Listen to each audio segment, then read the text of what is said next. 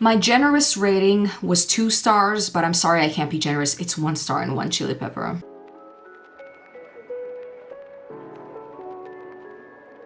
Hey, welcome to my video. If you're from my Instagram, I love you, and if you're not from my Instagram, love you all the same. Welcome to Monthly Book Club, a series here on my channel where I tell you exactly what I read each month and exactly what I rated. So a few disclaimers before we begin. As always, number one, I'm never here to bash books or authors. Honestly, I just love reading, and even if I didn't like something, I am gonna be honest about it, but I'm never gonna do it in a mean or disrespectful way. Number two is I also don't want to discourage you from reading at all. Even if I give something a lower rating, I want you to read it if you were planning on reading it anyway. Honestly, I always say this, but reading is so subjective, and the reason that I might not like a book might be the reason that you love it, and obviously both of those opinions are valid. So I never really want to discourage you. Also, another thing, I'm gonna pop some quick pictures up on the screen now for you so that you can understand sort of, kind of, how I rate things. Obviously, this is always subject to change and vibes and my mood and whatnot. And another thing, now this is new, I'm thinking of adding a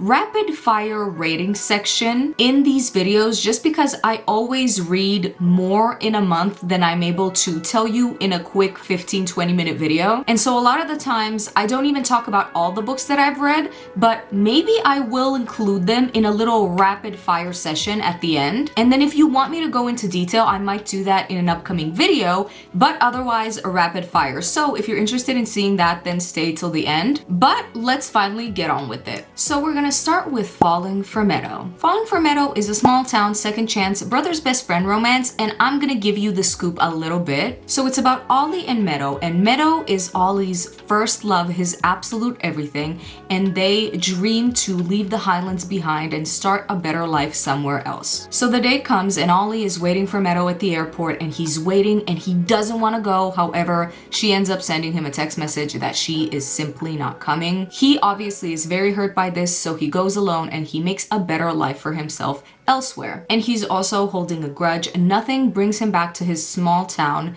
Even when Meadow's brother, his best friend, passes away, he doesn't even attend the funeral or answer Meadow's calls. But then 2 decades later, his family's distillery is in trouble and he goes home to sort of help and fix it up. And as soon as he gets there, he discovers that Meadow is right where he left her, right next door. So before we begin, I want to say that normally I'm not a huge fan of second chance romances. Generally, I just think if it's in the past, it's in the past. However, there is a caveat. If there's a good reason why the romance didn't work out in the first place, like for example, they were just too young and a little immature, then I'm more likely to give it a chance. But if it was something nefarious like cheating or whatever, I'm not reading it. Don't even hand me the book, okay? Now with that being said, I loved this and I actually rated it 4 stars and 2 chili peppers. So the first kiss scene here was absolutely amazing. I really loved it, and I did actually like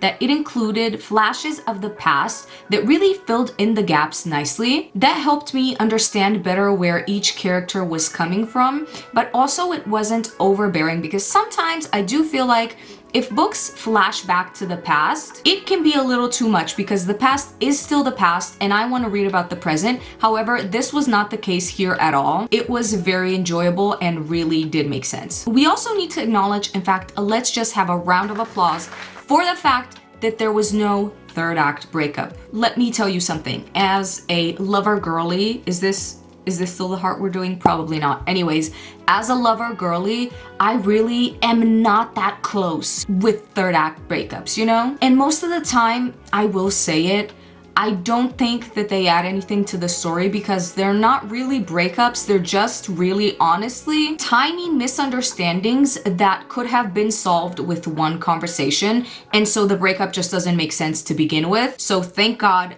this did not have one. Also, I feel like it wasn't rushed at all. The ending was written perfectly with no loose ends or strings left to tie up. And it was overall a very good and peaceful read for the most part. I was reading this on the beach, and I definitely think it was a very nice, cozy beach read. So I definitely would read this again, but now let's move on to the next one. Next we have P.S. I'm Still Yours, and the tropes here is basically a rock star romance, childhood friends and enemies to lovers. Also, there is some forced proximity, and it's about Kane and Hadley. Now, Kane took Hadley's first kiss when they were children and then proceeded to waltz out of her life and became a very famous, beloved, popular rock star. He ends up having a PR disaster, and Kane's mom thinks that he should get back to his roots and makes him spend time with Hadley at the beach house that they spent time in when they were children. Obviously, Hadley is mad about this and she tries to resist. However, forced proximity does its thing, so let's talk about it. This also happens to be a second chance romance, even though, like, rewind the tapes 2 minutes ago, I said I don't really read a lot of those. I guess I lied, but also this one was another good one, as I rated it 4 stars and 2 chili peppers as well. So here I enjoyed both Kane and the main female character. I also did like the story. It was overall very entertaining, but I do have one little ding. Now, spoiler alert here, if you want to read this, you might want to skip to the next book, but I really do not understand the ending at all. Even though I personally am a very romantic type of relationship girl at heart, and so for me that means that I love a happy ending, and there was one in this book. However, it doesn't make sense to me personally. It's because, again, spoiler alert, this is a major spoiler, but the main female character finds out that Kane was an accomplice to her brother's murder, and he never ended up coming clean to the police about it. I will say there is a deeper reason as to why he didn't. However, even still, I simply don't see a world in which I would have been able to forgive that under any circumstances. For me, when I read that, even though again I love a happy ending, I was just like, okay, there's no way, diva. And again, I really was curious about the story, so it did end up becoming a page turner the more I read. However, when I got to the end, I was just like, I have to rate this 4 stars. This cannot be a 5-star read, because to me, the ending is just ridiculous. Coming from a happily ever after girly,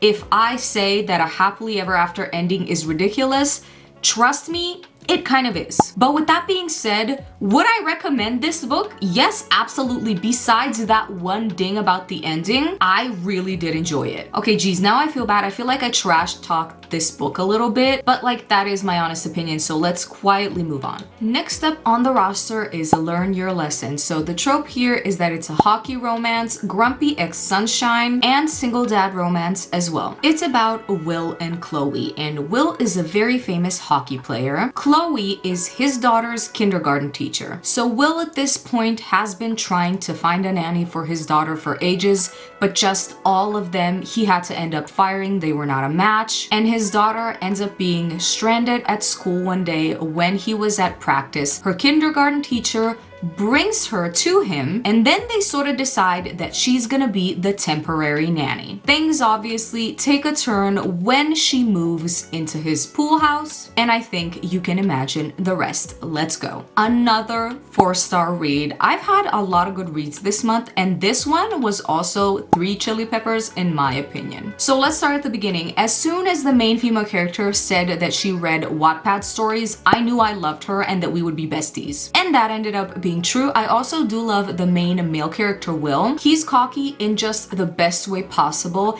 and he is very much a grump, but I would say a thoughtful grump. I also thought that the chemistry between them was chef's kiss immaculate. I really did enjoy it. Now, they had their first time at around 40% of the book, but there was no kiss yet. And so the fact that we were waiting for that and that there was a certain level of anticipation for that really made my experience quite better, I would say, but I am somebody who does like a slow burn, even though I don't know if this could be considered a slow burn considering the fact that they did it already, but you know what I mean. So that is something to note. Also, there is a very, very nice amount of smut, and particularly there is one, shall we say, without spoiling things too much, popsicle scene that was very creative and I quite enjoyed. So wait a minute, I actually think I got sidetracked. Let's get back to the first kiss. That ended up happening at around 81%, but at this point, they did everything but kiss, which means that the anticipation for that was really juicy. As far as side characters go, I really enjoyed Liv, who's a friend of Chloe's. She felt like Samantha from Sex and the City in the best way possible. She was so funny and I loved reading about her as well. So overall, this was a very fun, giggly type of read for me. You know I love a good hockey romance, and I would read this again.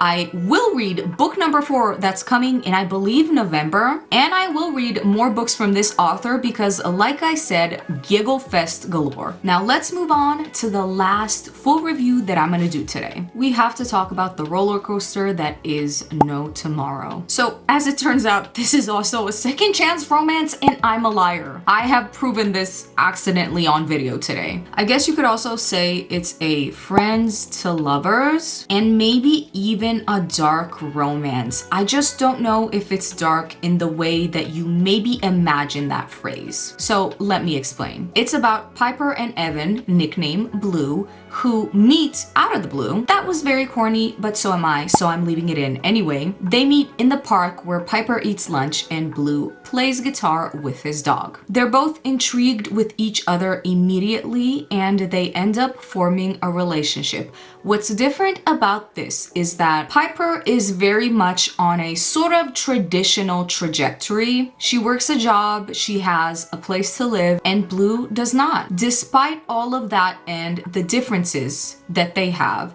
they end up falling madly in love with each other, and Piper only wants him and he promises her all his tomorrows, but out of the blue ends up just getting up and walking away one day. Now she finds him 5 years later, at which point, this is a little bit of a spoiler alert, but she's had his daughter that he didn't even know about, and so she tells him and she tries to reconnect in a way, but she soon discovers that Blue has issues and is fighting a battle that she didn't even know about. Oof, okay, where do I begin with this? So I suppose I could tell you the rating first. This for me was another 4-star read. I am giving out 4 stars like Hot Pockets today. This also was a 2 chili pepper on the spicy scale. So I would like to start off by saying that this was definitely an interesting concept and it wasn't like anything I really read before. It does also happen to deal with a lot of mental health issues, so I think that you should definitely maybe check the trigger warnings for this. Now, you know how I said that the last book we talked about was very much a giggle fest, super funny, hee hee ha ha. This was actually the complete opposite. This was very heavy, a big roller coaster of emotions. It was very up and down, but with that being said, I read to feel something, whatever that something may be. I normally don't read to feel sad. That's not my goal. I just read for fun usually. But this book did make me feel an array of emotions, and ultimately I did really like it. And I also liked the ending as well. So I think that was ultimately what contributed to the rating, but I'm getting a little bit ahead of myself. Let's start back up from the beginning. So I like both of the main characters initially. And again, their story is a very interesting and complex one. And I would say if you're into reading about complex and complicated characters, you might want to read this because that's definitely what Blue is in this story. I also feel like he's very much a good main male character. He's trying his very best. Spoiler alert, but a dog dies. And I would like to talk to any creatives who are involved in making books and movies.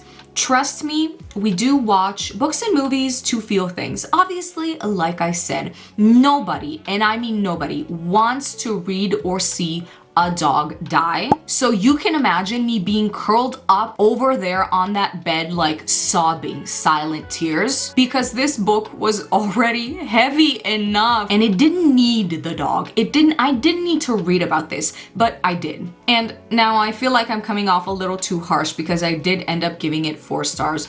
And so you might be thinking, why are you no pun intended, dogging this read so hard. And the truth is, I'm really not. I'm just trying to convey to you that it's not a light, fluffy read at all. And that's something that you should know about it. There is also an interesting twist that happens with Evan/Blue, and I won't really spoil it, but it was definitely somewhat expected, but not to the extent where it actually happened. Actually, now that I'm thinking about it, there's multiple twists that happen with Evan. You know what? I found myself rooting for him hard and for the main female character as well. And also for the dog. Okay, now anyways. Now on to the new section of this video. So I have my phone here and I'm just gonna rapid fire rate all the rest of the books that I read in August. And if I'm gonna be elaborating, it's gonna be very minimal, so let's go. Moonstone Mates, 2 stars. Honestly, in the 157 pages that it has, pretty much nothing happens. Say You Swear, 3 stars, 1 chili pepper. By 20% of the book, I still couldn't understand really the dynamics between the main characters, and it felt very rushed, 0 to 100, so good, but not good enough. The Hunter's Gambit, my generous rating was 2 stars, but I'm sorry I can't be generous. It's 1 star and 1 chili pepper. By 46%, barely anything happens that actually advances the story, and it's so repetitive and painfully slow.